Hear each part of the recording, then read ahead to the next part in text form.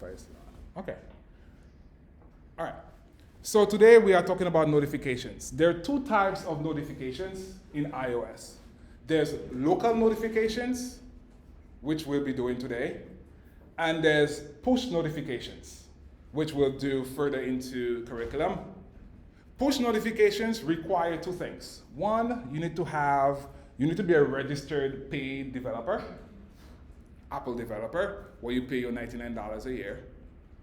And also you need to have a server where you hosting or where you pushing those notifications from, right? So those are the two things you need for push notifications, which we'll not be doing today. We'll be doing further into curriculum. What we'll be doing today is local notifications. An example of a local notification, an alarm, for example. I want to wake up at 5 a.m. because I just love coding at 5 a.m. in the morning. I would make an alarm, set it for 5 a.m., and my alarm would go off at 5 a.m. every day. That's an example of a local notification. It does not require any server. It doesn't require anything outside of the device, okay? So you could make, in local notifications, there's 3 notifications we could do. Let's see if we're listed here. There's 3 notifications we could do in local notifications. There's a calendar notification where I could create, for example, a recurring event, like every day at 5 a.m. again, please notify me to wake up and code for an hour, right? I could create a time interval notification where if, for example, I'm on a track, I'm doing a workout, I could say set some time interval, 400 meters at certain times, I should have that pace holding for that time interval. So I could make a time interval notification, or also a time down interval where you're counting down and then set some notification when that time has expired. For example, set the stove, preheat the stove for 5 minutes or whatever it is. When 5 minutes comes, I'll get a local notification, hey, you are ready to bake. And there's also location notification, right? I'm approaching BJ's, I get a coupon from BJ's. Because I'm in the proximity of BJ's, my app sees that I'm in that certain coordinate or region. A region, we'll talk about regions as we talk about MapKit and co-location. But as I enter a region, some radius, a notification gets kicked out. Whether it be a coupon I get or whatever I get, there's like some deals going on, I would get a local notification. That's not coming from a server, that's just a local notification from the app itself. Okay? So those are the 3 notifications or triggers that we could do with local notification. 1, time interval, right? 2, calendar. And 3, location-based, okay? And we said push notifications requires an Apple developer account, paid account, because you need to create certificates, you need to have all that thing registered, and a server where you're actually pushing those notifications from the server. For example, a podcast player or a podcast app would do push notifications when there's a new entry on the server. Like, hey, I subscribe to Swift Over Coffee, for example. There's a new Swift Over Coffee episode, the server would send me a push notification saying, hey, there's a new update now. Go ahead and listen to it. So that's a push notification there. How many people use notifications, by the way? Like use them like, not much, right? Notifications in general, like you turn them on, off. Right, not really, right? You only use them when you're really into that app, right? Exactly. Other than that, you tend to turn them off. Okay, that's like what I would expect there. Great. Okay, so we spoke about what notifications are, what type of notifications we have. The objective of the day is, at the end of today, we should be able to make a notification, a local notification, using time interval. Time interval, that's what we'll be using today. But any other local notification we want to do, there's clear documentation on the Apple website for it, right? Which I'll point us to. There's 3 notifications, and as we get more into location-based and we start thinking about our capstone projects, we could start seeing how can location awareness notifications help our app, enhance our app, and so forth. But introduction into notifications is what we're doing today. There's a lot we need to do. We need to ask the user for permissions, like we did with image and photo. Once we get the user's permission, then we'll go ahead and we'll set our notification. Okay? So the objective, or the app we'll build an app that has a table view where I could add some time interval notification I want to set.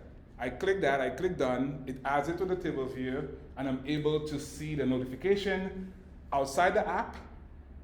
And as of iOS 10, you could see it inside the app as well. Before iOS 10, you were not able to see notifications inside of the app itself. You would have to do third-party libraries and stuff like that, but now you're able to see it outside and inside the app. So our app will build a table view, we'll be able to create a local notification, view the local notification inside or outside the application, okay? And also we'll be able to add an attachment, like a photo, to that notification. And if we have time, we'll customize the sound of the notification. That's something you could also do. There's a lot you could customize there with notifications. Okay? Cool? Good? Questions? Okay. Let's go ahead and fire up Xcode and create a new project. Am I still projecting? Yes, I am. Well, it's not a playground. New project, and we'll call it local notifications. So a single view application. Local notifications.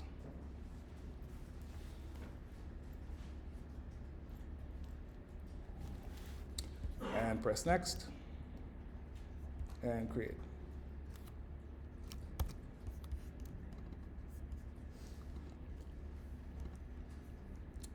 Okay. We'll use storyboard. Let's go over to our view controller and refactor the view controller. We'll call it pending notifications. Let's actually zoom in here so we could see in the back.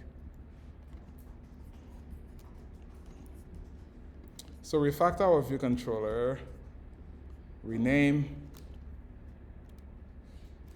We'll just call it notifications controller. Notifications controller. Notifications view controller. Press enter.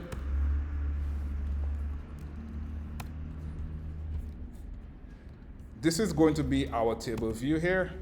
So let's set up an outlet to a table view.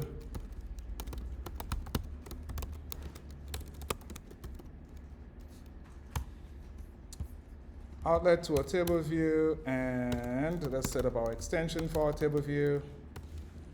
Notifications controller. UI table view data source.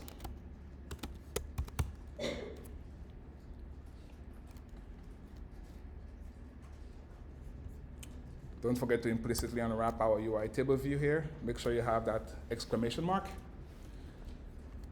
And the main data we'll have in our application. So here I'll say data for table view. We'll create a private variable. We'll call it notifications. For now, I will simply say a string array. We'll update that later. And now we could go down to our data source and set up our number of rows. In section, here we'll return notifications.count. And next we have cell for row. And here we'll say let cell equal to table view dot dequeue reusable cell. We'll call our cell notification cell and index path and return cell.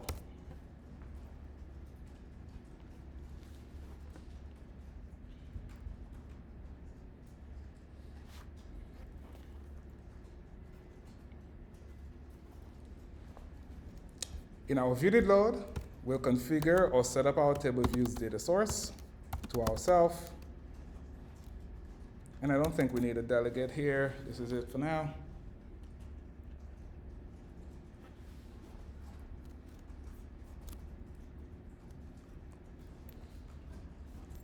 Then we'll go over to storyboard to wire up a table view and connect it to our view controller.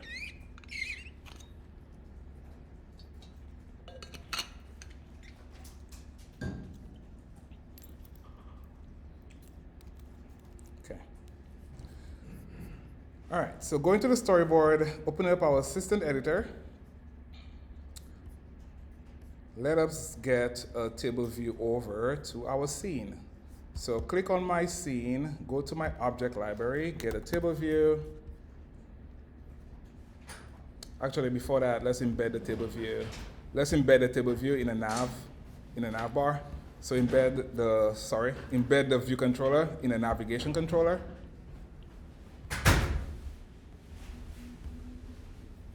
Embed the view controller in a navigation controller so we get that nav bar. And next, we need to get a table view from our object library over to our scene. And the constraints is 0 all around. So constraints, 0 everywhere, or standard size. Great. Connect our table view from our view controller over to our scene, right? I'm dragging from my IB outlet over to my table view, and I'm going over to my inspector, and I'm adding one prototype cell. The cell, we said the identifier for the cell is notification cell, correct? Notification cell, press enter. And the style of the cell will be subtitle.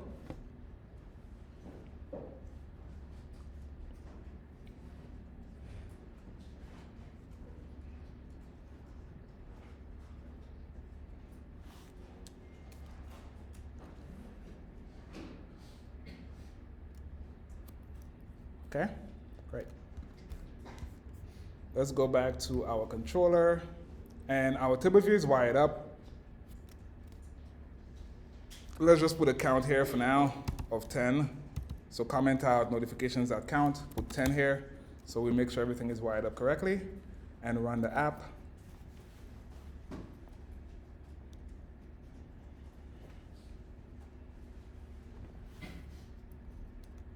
Right? So at minimum, you should get your app being rendered with 10 cells, saying title and subtitle.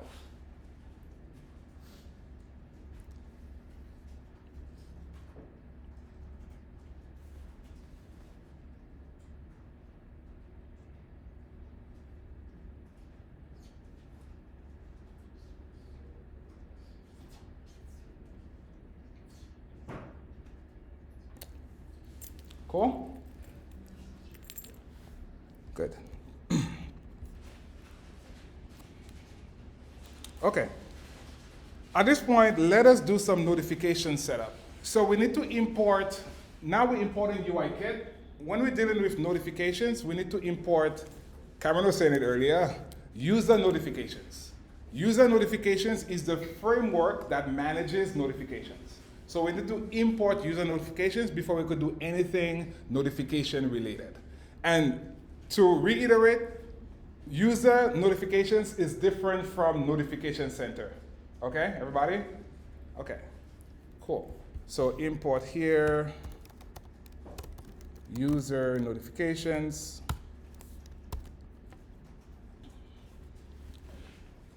The first step in our application is to ask the user for permissions to use notifications. So we'll go ahead and do that. We'll write a function for this. Right below our VD load, we'll write a private function here. Request notification permissions.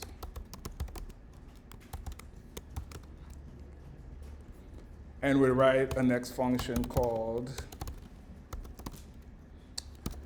check for notification authorization.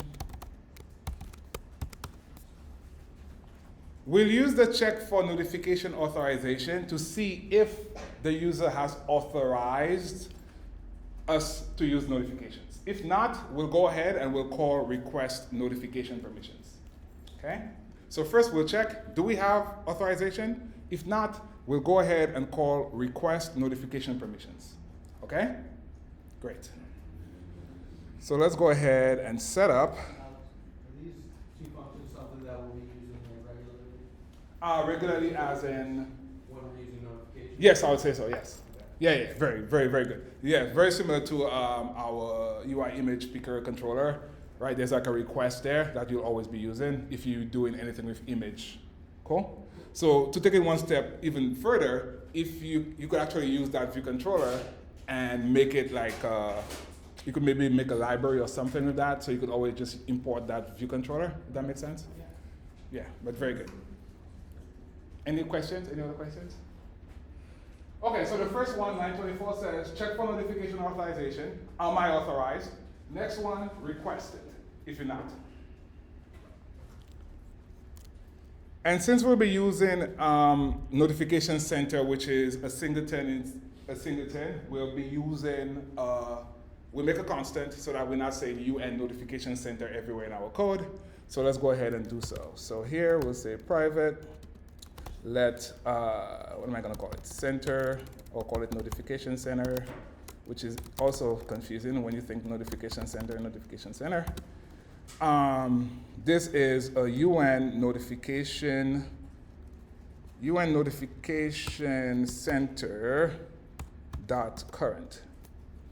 Returns the shared, right? Anytime you see shared here, returns the shared user notification center. What does that tell us? It's a singleton, right? When we see shared here, it tells us that's a singleton. Right? There's one instance of this center throughout the application, which makes sense, right? Okay, so here we have notification center, and we'll go ahead and use it to check. So here we'll say notification center. In our check for, we'll say notification center dot get notification settings. Notification center is a singleton. It has this function here, get notification settings. Get notification settings has a completion handler with the settings argument or the settings variable.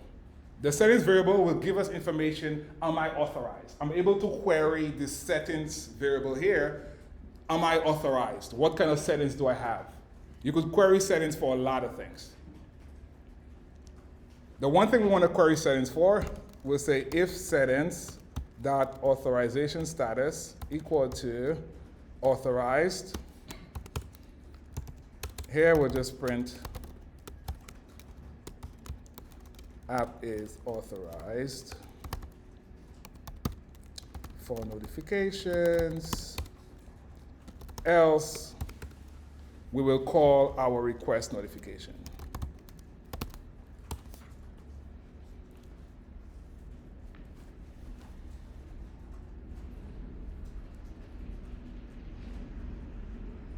So we're using get notification settings to query the system. The system at this point knows if your app has turned notifications on or off for that particular app. If it did, if it's authorized, great, we go ahead and we continue. If not, we'll prompt the user for permissions.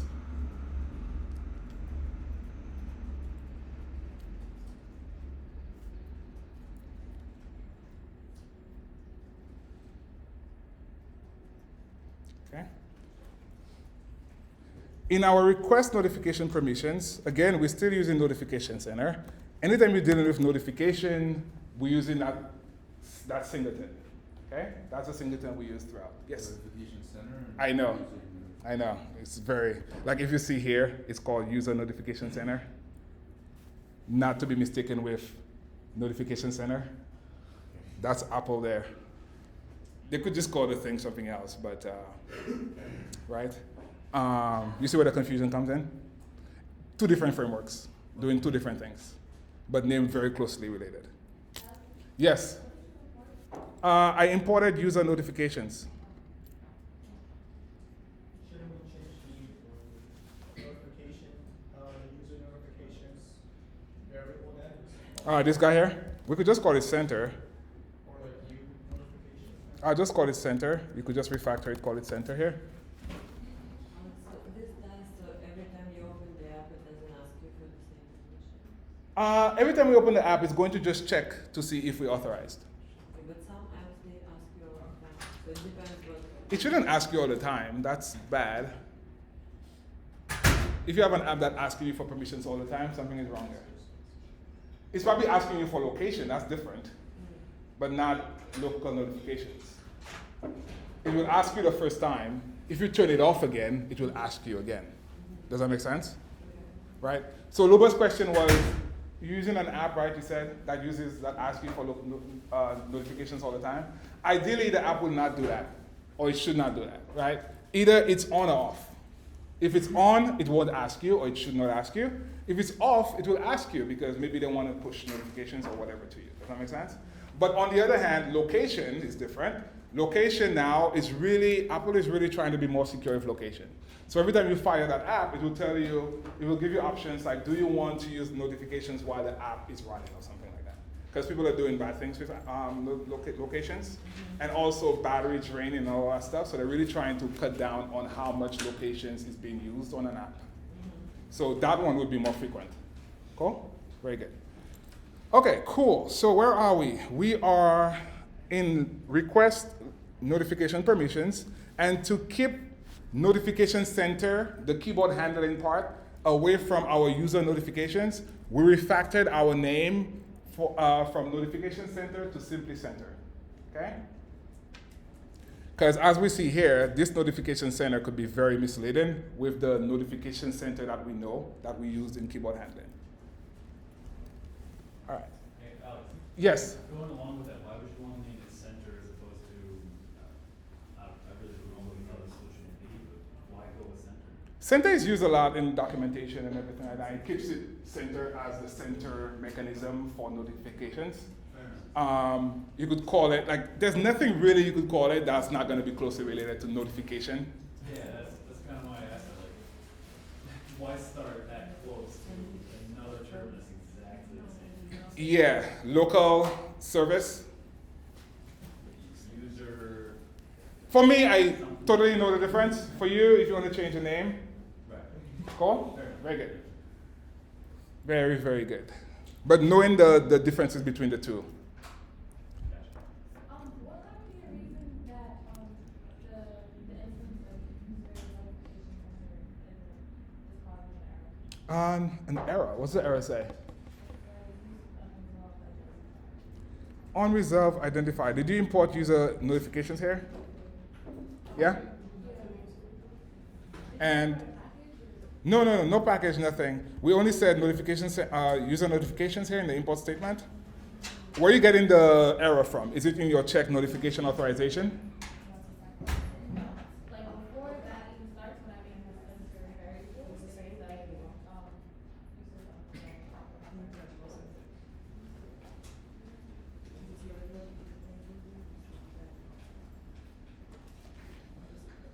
This is the whole.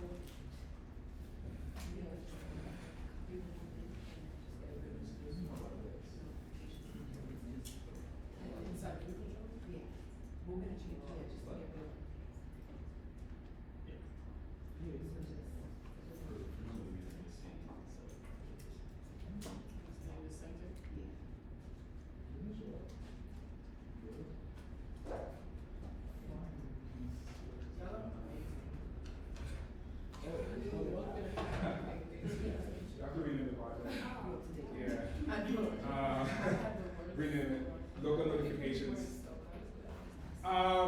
Avoid naming your app some name that's in the framework of Apple, because you'll get errors. Like if we call our app user notifications, it's going to think this is the notifications framework and start giving weird errors. Cool? Good. Awesome. So let us continue on. So we have our center object. Again, feel free to rename your center object however you want, but my center object represents my notification center singleton. Okay? Next, let's go ahead and continue working on our request notification permissions. By the way, Greg, look, the Wi-Fi is off. That's your challenge for you. Okay, so request notification permissions here. I'll use my current, not my current, my center. Center.request. Center.request authorization.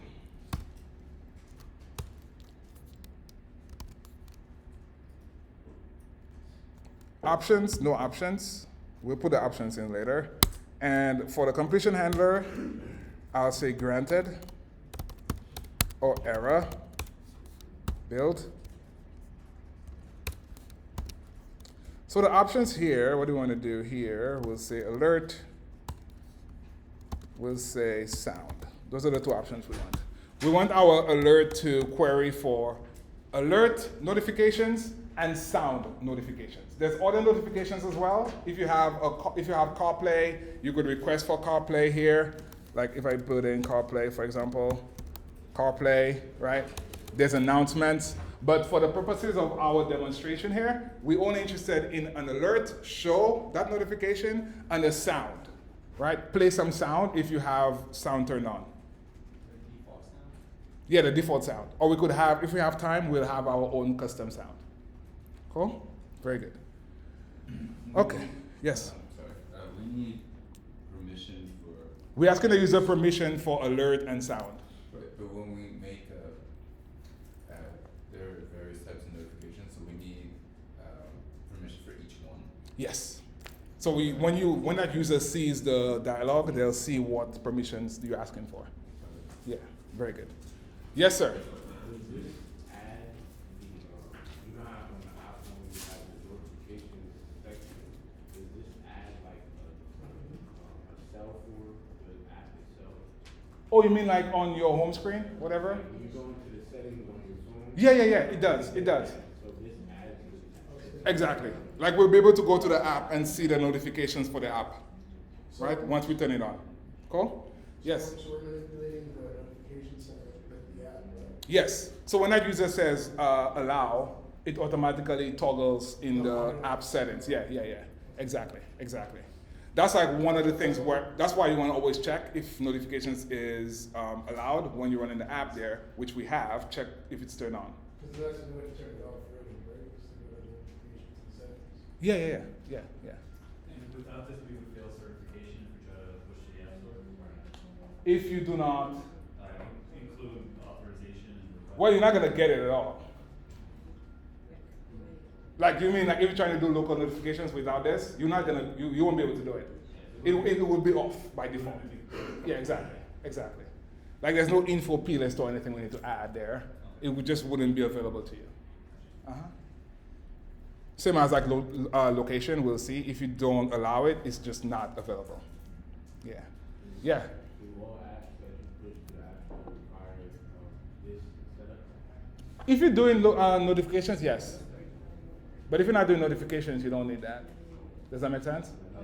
Yeah, very good. Very, very good. Okay, so now we have a granted argument and we have an error. So we'll first check to see if we have an error. It's an optional, so we'll unwrap it. And here we'll just put a print statement saying error requesting authorization. And we'll just simply print out the error. Else, I'll just put a return here. And here I'll just say access granted. No. First check to see if it's granted. If granted, else print access was granted, else access denied.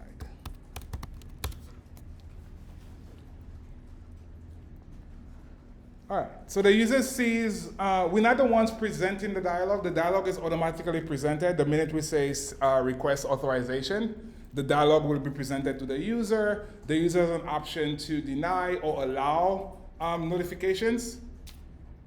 Okay? Great. And make sure that we are calling our request notifications in our else block here. And we'll call our check for notifications in our viewed load.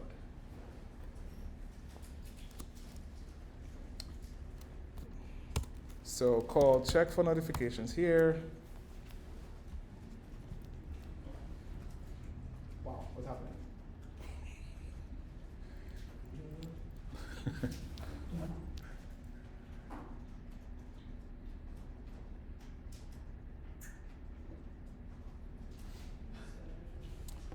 Okay, let's run the app.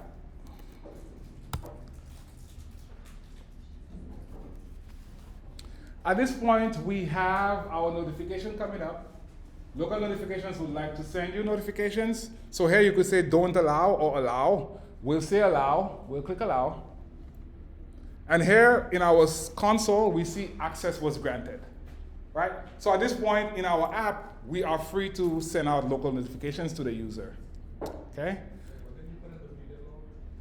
In the viewed load, I called our check for notifications.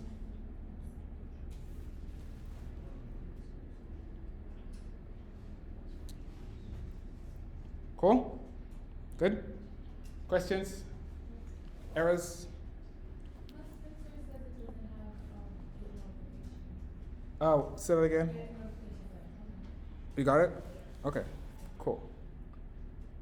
All right, great. So let us, are we okay here? We're gonna take a break or we're gonna continue? Just scroll back down for a second. Scroll back down for a second. A little lower than a second. Like here? Here? Thank you. You're welcome.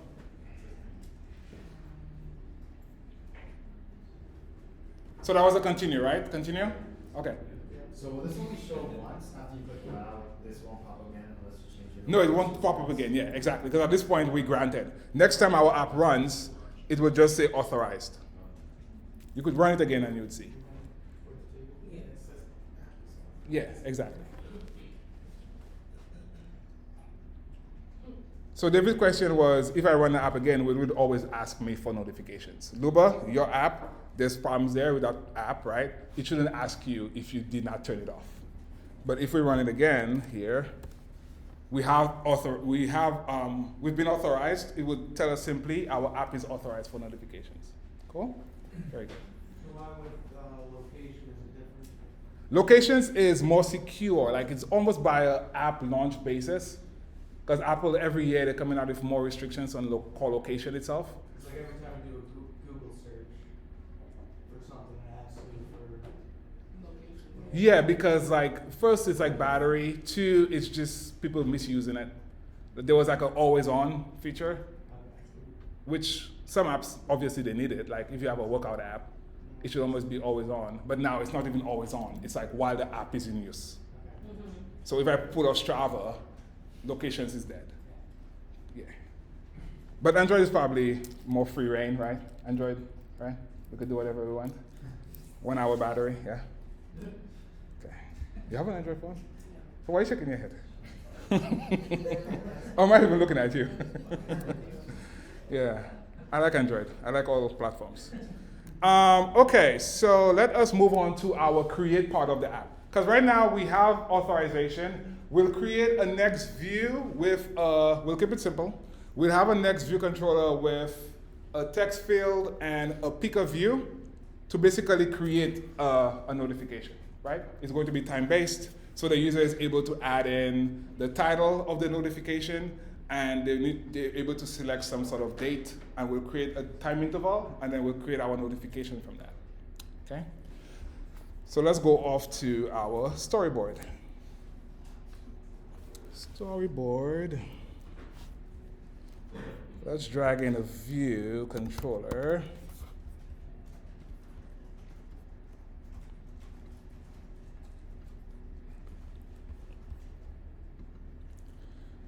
We drag in a view controller. We'll drag in a UI bar button item.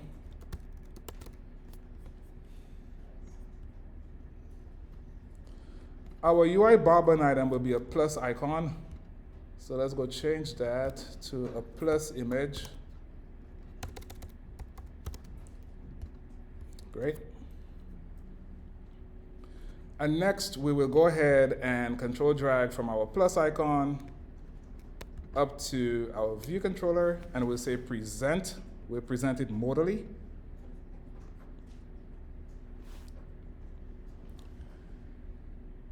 And we'll embed this view controller in a nav controller.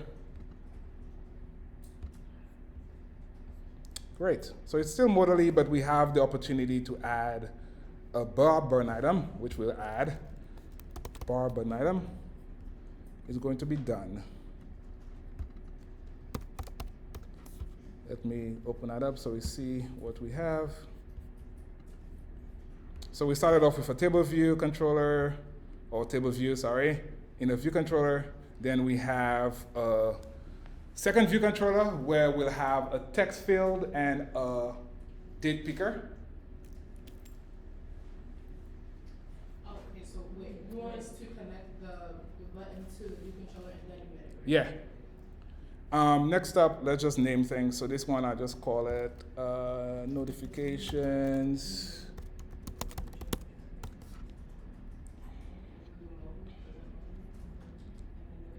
And this one we'll call it create notification.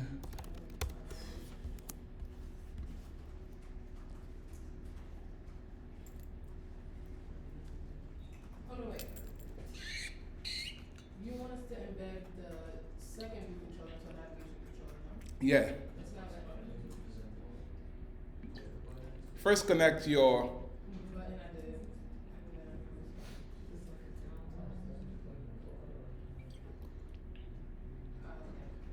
We added another. bar button item, yeah, and we call it done.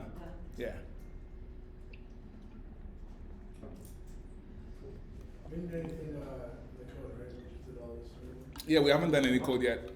We need to write, we need to create a second class, right? Why didn't you give me second view controller and navigation controller? So I have the bar. Oh, If not, I would have to create my own UI element at the top. Because when we get to that view, either I completed a task, or I created a task, or I dismiss it. Cool?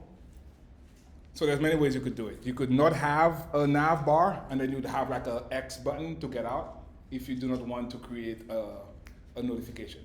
so that you like say if I was dismissed. Exactly, exactly. But if we simply just slide off, it doesn't create anything. Cool? But if we click on done, it creates a notification. All right, so while we're here, let us create a navigation controller. And we'll call it create notification. You said create a navigation controller or just? No, just a UI view controller, sorry. Create notification view controller. Create notification. Yeah, that's fine. Create notification view controller. Next. And create. So we have two view controllers. The first one has our table view. It's called notifications view controller.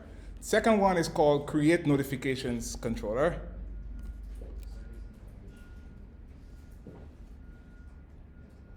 Okay.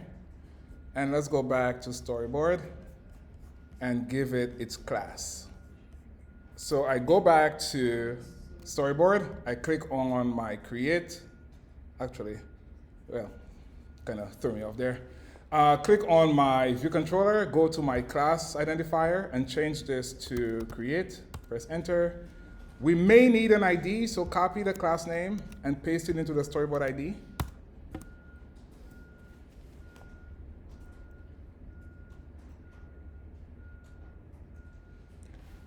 And let's add our two UI elements. So we'll have a text field. Yes. We'll have a text field, and we'll have a date picker.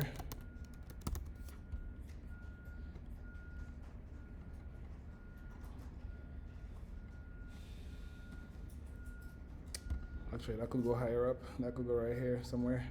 Let's first constrain the text field. Text field will be constrained, let's see, 20 all around. Well, minus the bottom. 20 top, 20 leading, 20 trailing. And my date picker, we'll probably keep it around here. That's good. Let's go ahead and set that up.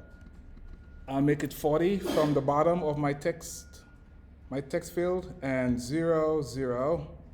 That's it. Great. And for the placeholder, let's add some placeholder text for the text field. I'll simply say enter, that's not placeholder, placeholder. I'll say enter a title.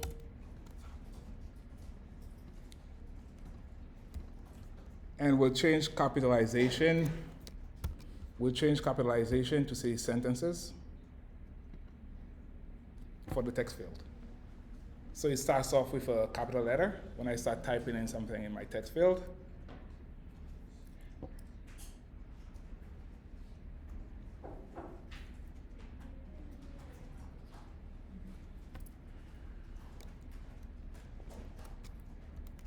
Cool. Let's open up our assistant editor.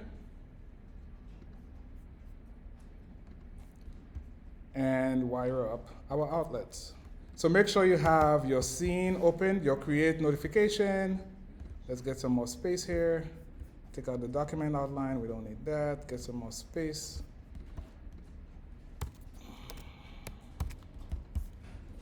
Okay, so I'll control drag from my text field over to my create notification. And I'll simply call this, what am I gonna call this? Just call it title text field.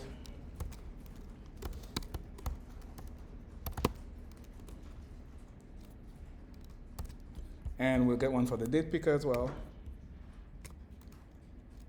Call it date picker.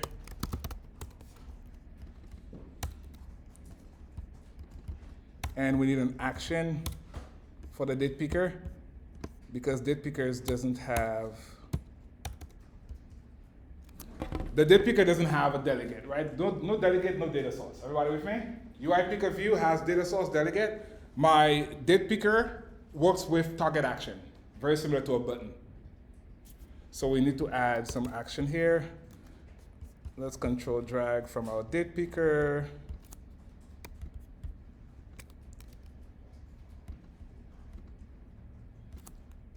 And we'll call this date picker changed. Date picker changed.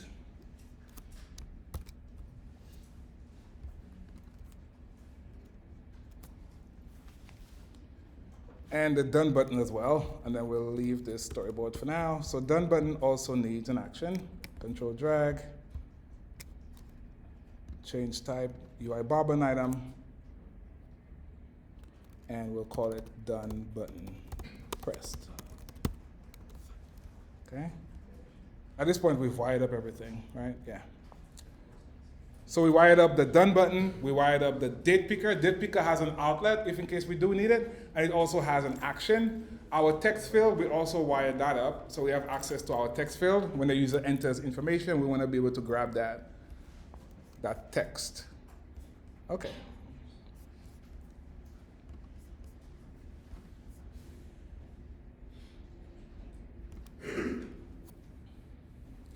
Let's run our app and make sure it segues correctly. I click on my add button, it segues. I click done, nothing happens, there's no code yet, but I could swipe down and dismiss it, correct? Let's make sure that our Moodle presentation does show with our create notification. Again, when I click on the plus button, it shows up. I have a text field and I have my date picker.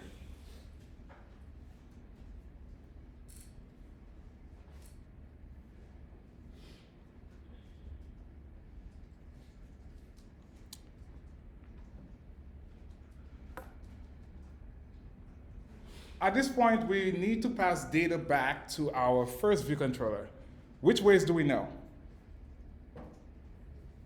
When I click on that done button, I want to update my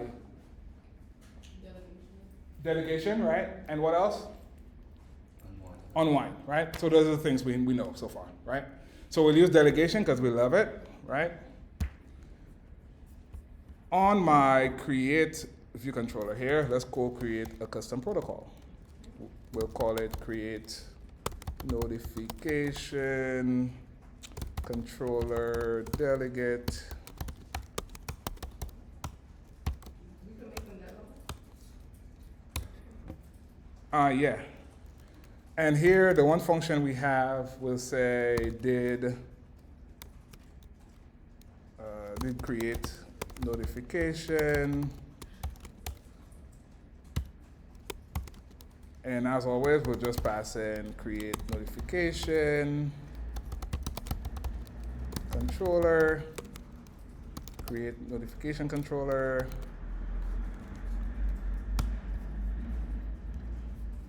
So we did step 1 in our custom protocol. Step 2, we'll go create our delegate object.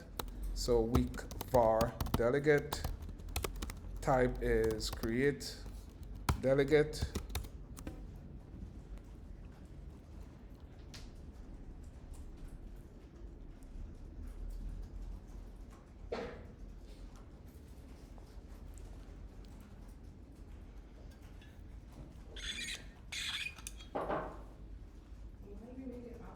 instead of just like putting a exclamation point, doesn't matter? It does. If you make exclamation mark, it might implicitly say there's a value there, and there's no value there. Okay, so 1, 2, step 3. Do we have our done button press? Yes, we do. Let's go ahead and set up that delegate object. What do we call it? Did create. I'll just pass in self.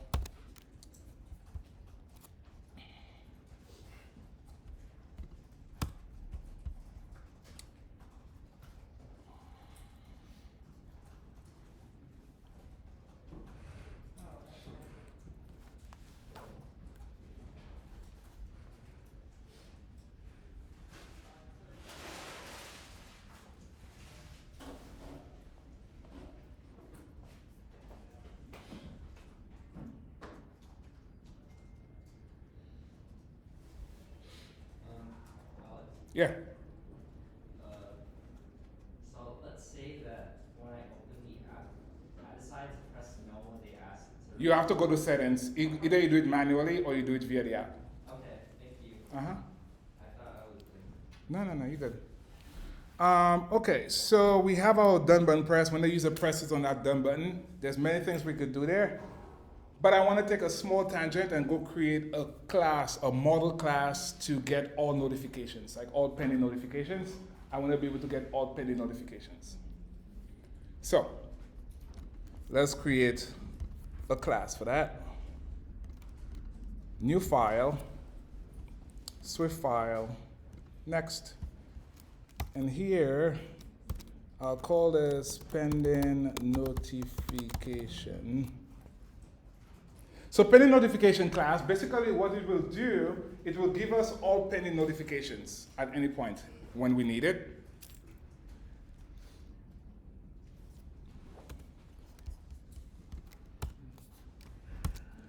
Is there a reason why we're using class rather than a structure? Because I'll inject the class and I want to have one instance of that class. Got it. Yeah, very similar to our model classes, where you want to have one instance to the app. And I'll have the view, the first view controller will be the one that instantiates that class. Cool? Very good. So here we have a class, we'll call it pending notification.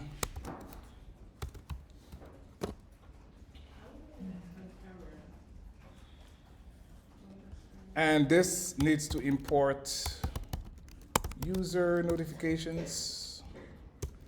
We'll have a function, public function, called get pending notifications.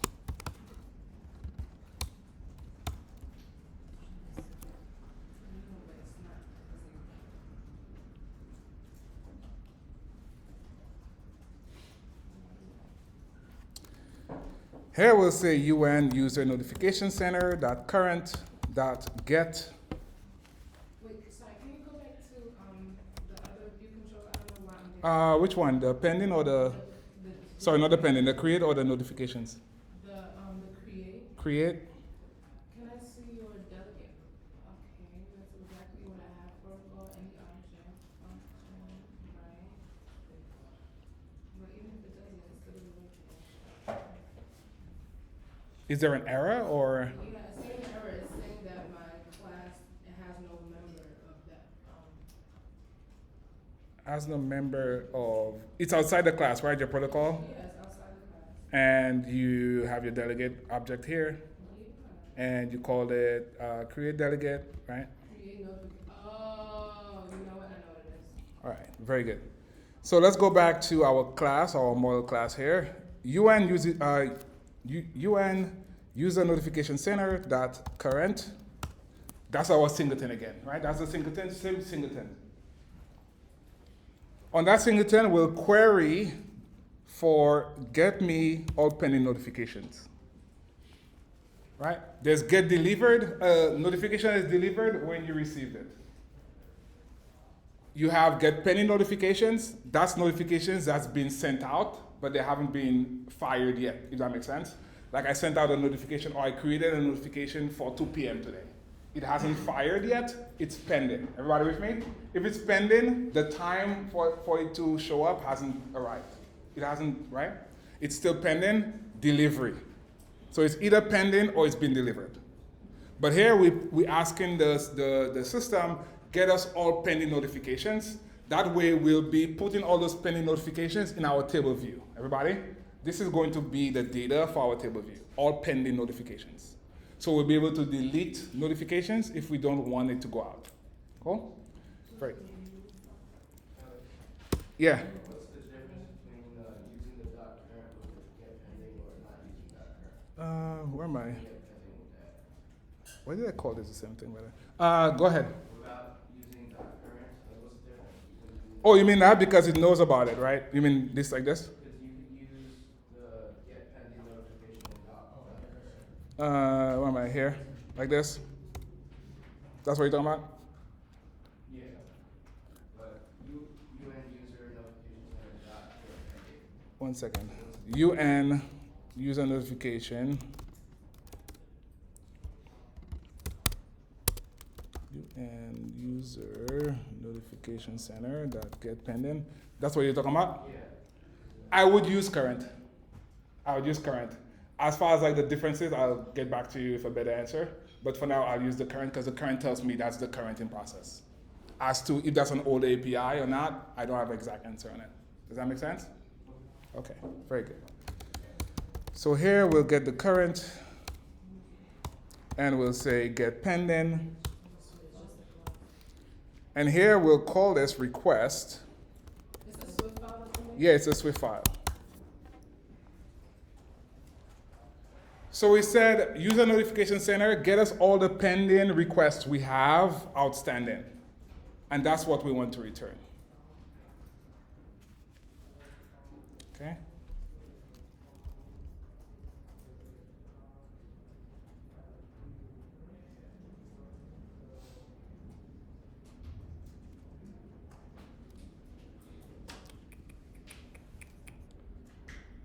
Okay, so let's actually update our function definition here to have a completion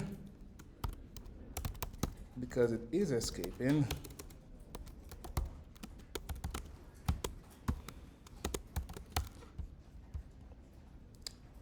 There's no error.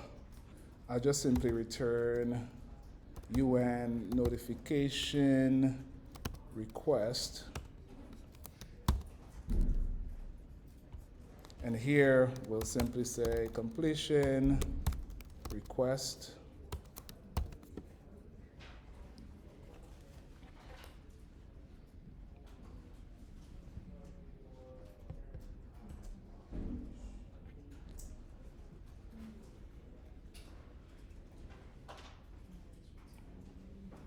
And let's put a print statement here.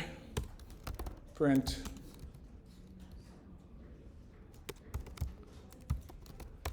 there are X amount of request. Request that count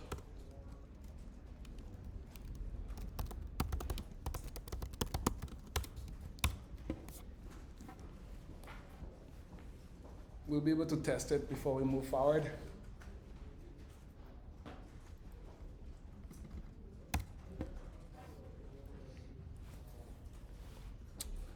Okay, we all good here? Can we move to the notification controller? 1 second, okay. So very simple, very simply, we just want to get all pending notifications. That's what our table view is interested in. That's its data. So the minute we create a notification, our delegate will update our view controller. Something was created. At that point, we will reload our table view. Everybody? With the pending notifications, and that notification will show up in our table view. Okay? That's the point of the of our app here. Go ahead, Tiffany. I was just gonna ask if we can kind of go through this one more time, what exactly this is doing. Like, this is the what is UN? User notification. UN notification request. So user notifications, notification request, and it's returning void or returning nothing. This function basically returns us an array of requests, very similar to our API clients we write. It will return the data that we need. In that case, either we have 0 or we have a bunch of requests pending, and then that's what powers our table view, right? It's similar to a regular API request. Our table view needs some data. That will be the data that powers the table view. And can I ask, these requests are not made by the user, is it made? Those requests are made by our app. When our app creates a notification, a request is pending. Okay, but a request is pending to where? To be sent out by the system. Like if I make a notification for 12 p.m. today, it's pending until it's delivered at 12 p.m. Oh, okay, got you. Cool? Yes? There's no failure in this case because you already got the permission. Yeah, there's no failure here in that particular API. It just gives us the request. Either you have 0 or you have more. Cool? Very good. Any other questions about this simple get pending notification function we wrote? It just gets us pending notifications. And the reason why we wrote it in a class, to take a step back, I don't want to write that everywhere in my app. Right? I want one class to maintain this, because our class might have more functions. So we have everything very similar to like when you start doing user defaults. Try to keep it in one class, as opposed to having get random string everywhere in your app. You just query the one class for it. Does that make sense? Okay. Okay, so going back to notification, view controller here. I'm back in my notification view controller. Once we get that set up, we'll take a short break and come back, because we've seen a lot here. Private, let pending notification equal to pending notification. So here we've instantiated the class, and now we could use it where we want to.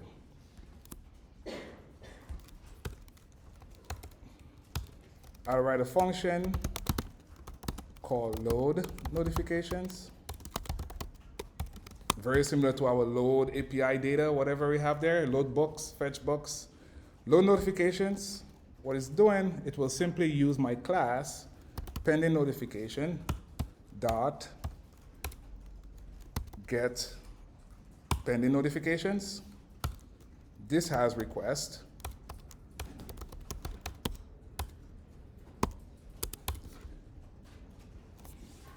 And we call load notifications in our viewed load.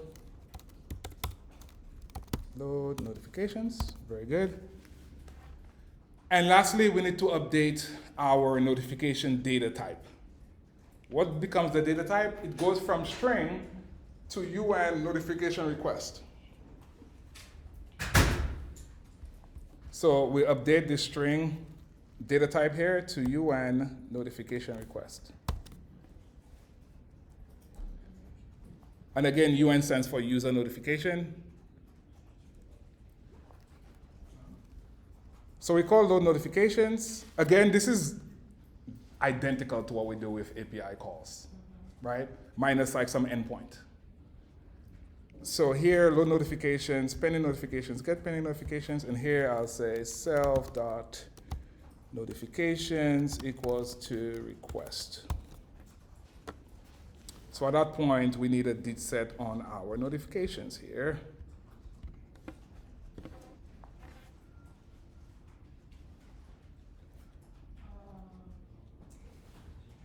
But we should just be able to test it, because right now there's no notifications pending, so it should say 0 request.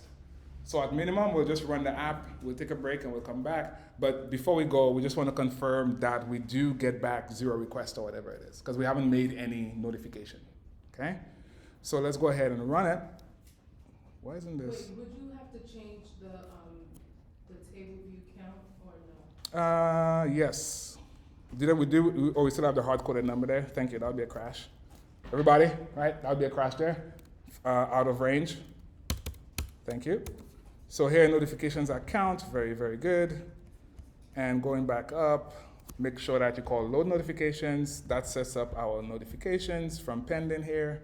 And Did set on the notifications or no did set yet. When we come back from break, we'll do it. At minimum, you should have in your console, there are 0 pending requests. Do we have that? Yes, sir. Scroll up. What we're looking for is there are 0 pending requests, because we have no requests outstanding. Right now, we did a lot of setting up. A lot of setting up for our table view, a lot of setting up for our local notification permissions. We've done that boilerplate setup, right? When we come back, we'll create the notification, because we have our date picker, we have our text field ready. Everybody was able to get 0 pending? All right, perfect. So It says, it's trying to not assign value type UN to string. You have to change it to UN, yeah. So change your data type to UN notification request. No longer it's a string. We're now expecting requests coming in. Okay, so we'll stop here.